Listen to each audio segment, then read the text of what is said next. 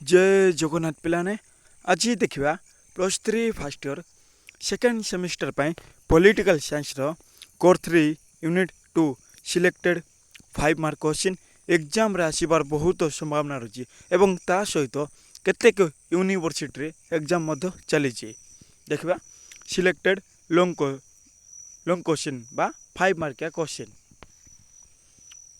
प्रश्न number 16 what is class struggle. Very important question पिलाने। Class struggle कहले कौन बुझ। मार्क्स मतरे ए जाए तिष्टि रही समाज गुड़िकर इतिहास हेउची संपत्तिवान धनिक बा पुंजीपति श्रेणी और श्रमिक दरिद्र तथा सर्वहरा श्रेणी मध्य सृष्टि हेउथिबा संघर्षर इतिहास मीन्स सिंपल भाषा बुझापी गले मार्क्स मत अनुसार कहुच्छे पिलाने ए जाए तिष्टि रही समाज गुड़िकर इतिहास हेउची संपत्तिवान धनिक और पुंजीपति श्रेणी और श्रमिक दरिद्र तथा सर्वहरा श्रेणी मध्य सृष्टि होता संघर्षर इतिहास यह को ही क्लास स्ट्रगल बोली कहा जाए। धनिक बा पुंजीपति श्रेणी श्रमिक दरिद्र तथा सर्वहरा श्रेणी मध्य सृष्टि होता है ताको क्लास स्ट्रगल कहा जाए। सृष्टिर आरंभर अद्यावधि प्रतिटी समय रे समाज रे श्रेणी संघर्ष संगठित होता है। मीन्स कौच जे सृष्टिर आरंभर बा प्रथम ही अद्यावधि प्रतिटी समय रे समाज रे श्रेणी संघर्ष संगठित होता है। प्रथम ही श्रेणी संघर्ष संगठित होता है। थिला बाला और नथिला बाला बुर्जुआ और प्रोलिट्रिएट भेरी इंपोर्टेंट क्वेश्चन 1 मार्क आसो। प्रोलिट्रिएट का कहा जाए सर्वहरा धनी निर्धन पुंजीपति और श्रमिक मानक मध्य आर्थिक स्थिति पाए जो संघर्ष लगी रहे ताको श्रेणी संघर्ष कहा जाए। मीन्स एबे जस्ट कहली मु पिलाने थिला बाला जा पाखे पैसा अच्छी सी है धनी बा थिला बाला और नथिला बाला कहले जा पाखे किछि नाई। बुर्जुआ और प्रोलिट्रिएट बुर्जुआ कहले पिलाने धनी को बुझाई है जा पाखे पैसा रही है। प्रोलिट्रिएट कहले सर्वरा जा पाखे किछि न थाए धनी निर्धन पुंजीपति और श्रमिक मानक मध्य आर्थिक स्थिति पाए जो संघर्ष लगी रहे आर्थिक स्थिति पाए जो संघर्ष स्ट्रगल लगी रही है ताहाको ही श्रेणी संघर्ष बोली कहा जाए। मार्क्स का मत अनुसार कहा जाउची जे राष्ट्र हेउची श्रेणी संघर्षर एक माध्यम। मार्क्स का मत अनुसार कहा जाउची जे राष्ट्र हेउची बा गोटे देश हेउची श्रेणी संघर्षर एक माध्यम।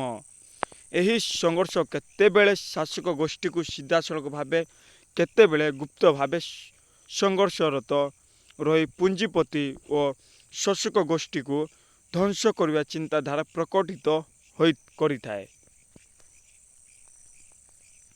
यही संघर्ष केतेबेले तो शासक गोष्ठी को सीधासलख भावे और ता सहित केतेबेले गुप्त भाव बा लुकायित भाव संघर्षरत रही पुंजीपति और शासक गोष्ठी को ध्वंस करने चिंताधारा प्रकटित करता है। पुंजीपति और शासक गोष्ठी को ध्वंस किपर ध्वंस हम ताको चिंताधारा प्रकटित करिथाए। शासक शासित मानंकु राष्ट्र मध्य शोषण करुथिबा जोगु राष्ट्र को श्रेणी संघर्षर माध्यम कहा जाए। मीन्स कौच जे शासक जे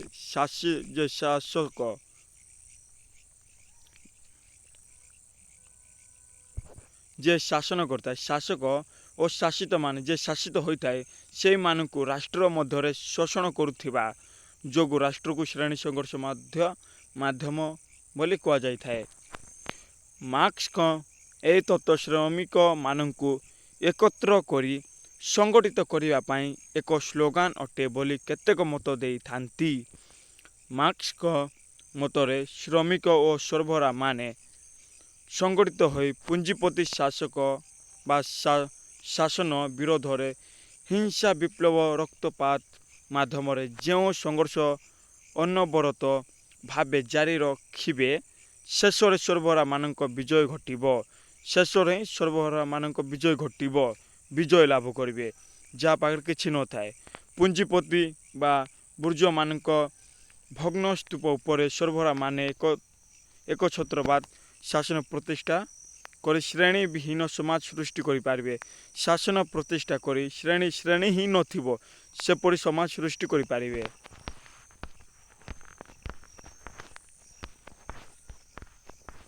ଏବେ ଦେଖିବା ପ୍ରଶ୍ନ number 17 what is emerging pain theory. Important question କ୍ରମବର୍ଦ୍ଧମାନ ଯନ୍ତ୍ରଣା ତତ୍ତ୍ୱ କ'ଣ?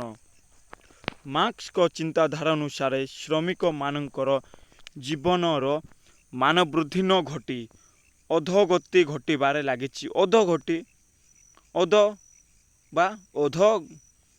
ଘଟିବାରେ ଲାଗିଛି। ସେ କ୍ରମାଗତ ଭାବେ ନିଃସ୍ୱ ହୋଇଉଠୁଛି।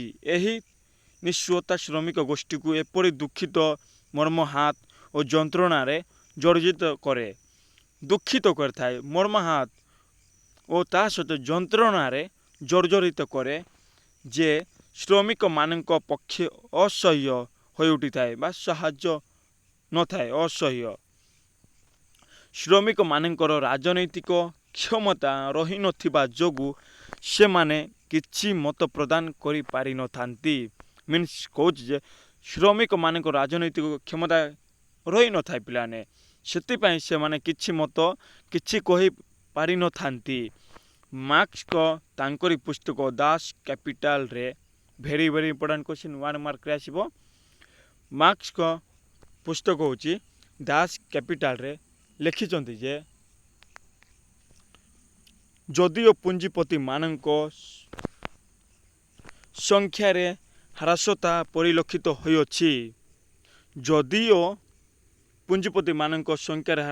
ପରିଲକ୍ଷିତ ହୋଇଅଛି ତଥାପି ଗଣ ଦାରିଦ୍ର୍ୟ, ଅତ୍ୟାଚାର, ଦାସତ୍ୱ, ଅଧପତନ ଓ ଶୋଷଣର ହାର ବୃଦ୍ଧି ପାଇବାରେ ଲାଗିଛି।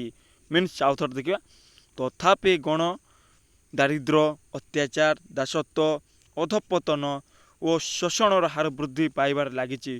ହାର ବୃଦ୍ଧି ଅଧିକା ପାଇବାରେ ଲାଗିଛି, ଶୋଷଣର ହାର ଅଧିକ ଚାଲିଛି। ଉତ୍ପାଦନ ବୃଦ୍ଧି ପୁଞ୍ଜିପତି ଗୋଷ୍ଠୀର ପୁଞ୍ଜି ବୃଦ୍ଧିରେ ସହାୟକ ହୋଇଥିବା ବେଳେ ଶ୍ରମିକମାନଙ୍କର ଯନ୍ତ୍ରଣା ବୃଦ୍ଧି ପାଇଛି। ମିନ୍ସ କହୁଛି ଉତ୍ପାଦନ ବୃଦ୍ଧି ପୁଞ୍ଜିପତି ଗୋଷ୍ଠୀର ପୁଞ୍ଜିକୁ ଅଧିକ ହେବାରେ ଲାଗିଛି। ତା ସହିତ ସହାୟକ ହୋଇଥିବା ବେଳେ ଶ୍ରମିକମାନଙ୍କର ଯନ୍ତ୍ରଣା ବା କଷ୍ଟ ବୃଦ୍ଧି ପାଉଛି। ଶ୍ରମିକମାନଙ୍କର ଅବସ୍ଥାରେ ଉନ୍ନତି ଆଣିବା ପାଇଁ ଶାନ୍ତିପୂର୍ଣ୍ଣ ଉପାୟ ବିଫଳ ହେବ। ମିନ୍ସ ଏଠାରେ ସିମ୍ପଲ କୁହାଯାଉଛି ଯେ ପିଲାମାନେ ଶ୍ରମିକମାନଙ୍କୁ ଯେତେ କାର୍ଯ୍ୟ କଲେ ବି ତାଙ୍କୁ ଯନ୍ତ୍ରଣା ଦିଆଯାଉଛି ଏବଂ ମାଲିକ ଯିଏ ରହିଛି ତାଙ୍କ ପୁଞ୍ଜି ଅଧିକରୁ ଅଧିକ ବୃଦ୍ଧି ହେବାରେ ଲାଗିଛି। ଶ୍ରମିକମାନଙ୍କୁ କ୍ରମାଗତ ଭାବେ ଯନ୍ତ୍ରଣା ଦିଆଗଲେ ସେମାନେ ପରସ୍ପର ଏକତ୍ରିତ ଓ ସଂଗଠିତ ହୋଇ ବଳାତ୍କାର ଉପାୟରେ ପୁଞ୍ଜିବାଦୀ ଶାସନର ବିଲୋପ ଘଟାଇବେ ଓ ସେମାନେ ନିଜେ ନିଜକୁ ମୁକ୍ତ ହୋଇଯିବେ, ଆଉ କଣ୍ଟ୍ରୋଲ ହେବେ ନାହିଁ, ଜୀବନ ନିର୍ବାହ କରିବେ। ମାର୍କ୍ସଙ୍କ ମତରେ ପୁଞ୍ଜିବାଦୀ ବ୍ୟବସ୍ଥା ନିଜ ମଧ୍ୟରେ ନିଜର ଧ୍ୱଂସ ଜୀବନ ଧାରଣ କରିଅଛି। ଏଣୁ ପୁଞ୍ଜିବାଦ ନିଜର ଧ୍ୱଂସ ସାଧନ ଆପେ ଆପେ କରିବ। ଏଣୁ କୁହାଯାଉଛି ଯେ ପୁଞ୍ଜିବାଦ ଯାହା ଅଛି ତାହା ନିଜର ଧ୍ୱଂସ ସାଧନ ନିଜେ କରିବ, ଆପେ ହେବ, ଅଟୋମେଟିକାଲି ହେବ ଏବଂ ଏଥିପାଇଁ ଏକ ସାମାଜିକ ବିପ୍ଳବ ଅପରିହାର୍ଯ୍ୟ ବୋଲି ମାର୍କ୍ସ ମତ ଦେଇଥିଲେ। ଲାଷ୍ଟ କ୍ୱେଶ୍ଚିନ୍ ଦେଖିବା ପିଲାମାନେ ହ୍ୱାଟ୍ ଇଜ୍ ଡିକ୍ଟେଟରସିପ୍ ଅଫ୍ ଦି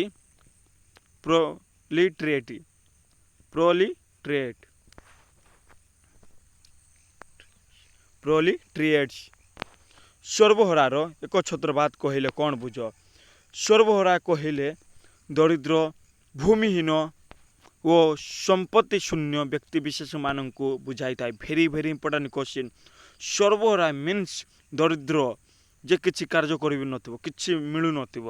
ଭୂମିହୀନ, ଯାହା ପାଖରେ ରହିବା ପାଇଁ ସ୍ଥାନ ନଥିବ ଖଣ୍ଡେ।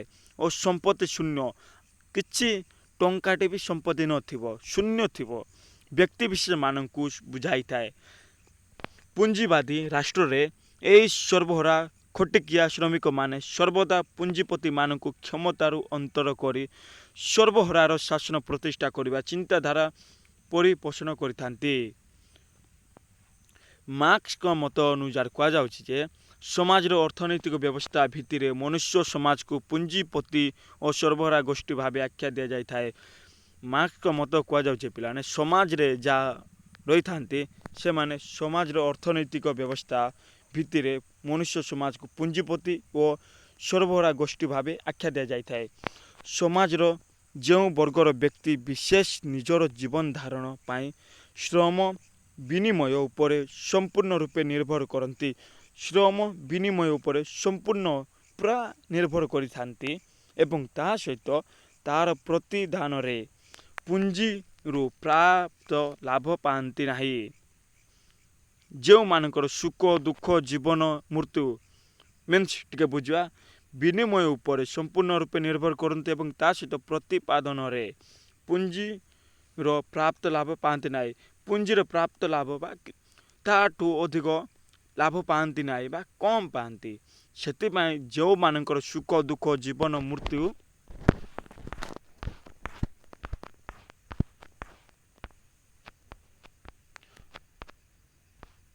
ସମଗ୍ର ସ୍ଥିତି ଶ୍ରମର ଚାହିଦା ଉପରେ ନିର୍ଭରଶୀଳ, ଚାହିଦା ବା ଡିମାଣ୍ଡ ଉପରେ ନିର୍ଭରଶୀଳ। ଅନିୟନ୍ତ୍ରିତ ପ୍ରତିଯୋଗିତାର ଫଳ ଶୁଭ ଅଶୁଭ ସମୟର ପରିବର୍ତ୍ତନ ଓ ସ୍ଥିରତା ଉପରେ ନିର୍ଭରଶୀଳ, ସେଇମାନଙ୍କୁ ହିଁ ସର୍ବହରା କୁହାଯାଇଥାଏ। ମିନ୍ସ ଆଉ ଥରେ ଦେଖିବା, ସମଗ୍ର ସ୍ଥିତି ଥିବ ଶ୍ରମର ଚାହିଦା ଉପରେ ନିର୍ଭରଶୀଳ, ଅନିୟନ୍ତ୍ରିତ ପ୍ରତିଯୋଗିତାର ଫଳ ଶୁଭ ଅଶୁଭ ସମୟର ପରିବର୍ତ୍ତନ ଓ ଅସ୍ଥିରତା ଉପରେ ନିର୍ଭରଶୀଳ, ସେଇମାନଙ୍କୁ ହିଁ ସର୍ବହରା କୁହାଯାଇଥାଏ। ଅପରପକ୍ଷ ଶ୍ରେଣୀ ମଧ୍ୟ ଶିଳ୍ପପତି ପୁଞ୍ଜିପତି ଧନିକ ଶ୍ରେଣୀ, ଯେଉଁମାନେ ଉତ୍ପାଦନର ଉପାୟଗୁଡ଼ିକର ମାଲିକାନା କରିଥାନ୍ତି ଏବଂ ଶ୍ରମିକର ଶ୍ରମର ଉତ୍ପାଦିତ ଦ୍ରବ୍ୟର ଲାଭାଂଶ ଅତି ଚତୁରତା ସହ ନେଇଯାଆନ୍ତି, ସେମାନଙ୍କୁ ବୁର୍ଜୁଆ ବା ପୁଞ୍ଜିପତି କୁହାଯାଇଥାଏ। ମିନ୍ସ ସିମ୍ପଲ୍ କହୁଛି ଯେ ପିଲାମାନେ ପୁଞ୍ଜିପତି ଓ ଧନୀ ଶ୍ରେଣୀ ଯେଉଁମାନେ ଉତ୍ପାଦନର ଉପାୟଗୁଡ଼ିକର ମାଲିକାନା କରିଥାନ୍ତି, ମିନ୍ସ ପିଲାମାନେ ଗୋଟିଏ ଫ୍ୟାକ୍ଟରୀରେ ଯାହା କିଛି ଉତ୍ପାଦନ ହୋଇଥାଏ ସେଥିରୁ ଶ୍ରମିକକୁ କମ୍ ଦିଆଯାଇଥାଏ ଏବଂ ତା ସହିତ ଯେତିକି ଲାଭ ହୋଇଥାଏ ସେସବୁ ମାଲିକ ନେଇଯାଇଥାଏ, ତାହାକୁ ବୁର୍ଜୁଆ ବା ପୁଞ୍ଜିପତି କୁହାଯାଇଥାଏ। ଚତୁରତା ସହ ନେଇଯାଆନ୍ତି, ସେମାନଙ୍କୁ ବୁର୍ଜୁଆ ବା ପୁଞ୍ଜିପତି କୁହାଯାଇଥାଏ। ଏହି ବର୍ଗର ବ୍ୟକ୍ତି ବିଶେଷ ନିଜସ୍ୱ ଲାଭ ଓ ସ୍ୱାର୍ଥ ହାସଲ ପାଇଁ ନିଜର ଲାଭ କିପରି ହେବ ଓ ନିଜର ସ୍ୱାର୍ଥ ମୋର ବା ନିଜର ଉନ୍ନତି କିପରି ହେବ ତାହା ଶ୍ରମିକ ଗୋଷ୍ଠୀକୁ ଅତି ନିର୍ଦ୍ଧନ ଭାବରେ ଶୋଷିତ କରିଥାନ୍ତି। ହାସଲ ପାଇଁ ଶ୍ରମିକ ଗୋଷ୍ଠୀକୁ ତାଙ୍କେ ଉନ୍ନତି ହେବେ, କିନ୍ତୁ ଶ୍ରମିକ ଯିଏ ଥିବେ ତାଙ୍କେ ମାନେ ନିର୍ଦ୍ଦୟ ଭାବରେ ଶୋଷିତ ହୋଇଥାନ୍ତି, ସେମାନେ ପୁରା ଶୋଷିତ ହୋଇଥାନ୍ତି, ତାଙ୍କୁ କିଛି ଲାଭ ହୋଇନଥାଏ, ବେନିଫିଟ୍ କିଛି ମିଳିନଥାଏ ପିଲାମାନେ ଶ୍ରମିକମାନଙ୍କୁ। ଦରିଦ୍ର ଭୂମିହୀନ ସମ୍ପତ୍ତିହୀନ ସର୍ବହରା ଗୋଷ୍ଠୀ ସଂଗଠିତ ଭାବେ ସେମାନଙ୍କ ଉପାୟରେ ବା ଉପରେ ହେଉଥିବା ପୁଞ୍ଜିପତିମାନଙ୍କର ଅତ୍ୟାଚାରକୁ ବିରୋଧ କରି ହିଂସାତ୍ମକ ବିଦ୍ରୋହର ଘୋଷଣା କରିବେ। ମିନ୍ସ ଯାହା ସବୁ ଶ୍ରମିକ ଉପରେ ପଡ଼ୁଛି ତାହାକୁ ବିରୋଧ କରି ହିଂସାତ୍ମକ ବିଦ୍ରୋହର ଘୋଷଣା କରିବେ। ଜୋର ଜବରଦସ୍ତ ଭାବେ ପୁଞ୍ଜିବାଦୀ ଶାସନକୁ ଭାଙ୍ଗି ସମସ୍ତ କ୍ଷମତା ସର୍ବହରା ମାନେ ଦଖଲ କରିନେବେ। ମିନ୍ସ କହୁଛି ଜୋର ଜବରଦସ୍ତ ବା ତାଙ୍କେ ନ ମାନିଲେ ବି ଶ୍ରମିକମାନେ ଜୋର ଜବରଦସ୍ତ କରି ପୁଞ୍ଜିବାଦୀ ଯେଉଁମାନେ ଅଛନ୍ତି ସେହି ଶାସନକୁ ଭାଙ୍ଗି ସମସ୍ତ କ୍ଷମତା ସର୍ବହରା ମାନେ ଦଖଲ କରି ନେବେ ଓ ପୁଞ୍ଜିବାଦ ପରାସ୍ତ ହେବେ ଏବଂ ତା ସହିତ ପୁଞ୍ଜିବାଦ ଯାହା ଅଛି ତାହା ହାରିଯିବେ। किंतु हठात राष्ट्र व्यवस्था को भांगी देबाकू मार्क्स को विरोध करी धीरे धीरे पुंजीवाद ध्वंस करी मूलोत्पाटन करने पाई सर्वोरा मानकू मत देइछंती। से राष्ट्र व्यवस्था राष्ट्रहीन व्यवस्था से राष्ट्र व्यवस्था राष्ट्रहीन बा राष्ट्रहीन थिबो राष्ट्र व्यवस्था हीन थिबो ओ श्रेणी समाज श्रेणीहीन समाज गठन श्रेणी समाज न होइकिना श्रेणीहीन समाज गठन हेबो। जो मध्यवर्ती समयर आवश्यकता पड़िबो से समयर परिधि मध्य सर्वोरा माने एक छत्रवाद प्रतिष्ठा करेंगे। सर्वोरा माने कहले जहाँ पाखे संपत्ति ही नथिबो भूमिहीन थिबो श्रमिक थिबे ताहा से मानक सर्वोरा कह जाए एक छत्रवाद प्रतिष्ठा करेंगे। यह पिलाने selected 5 mark question political science core 3 unit 2 selected 5 mark question मु भावुची आपण बुझी पार्थिबे।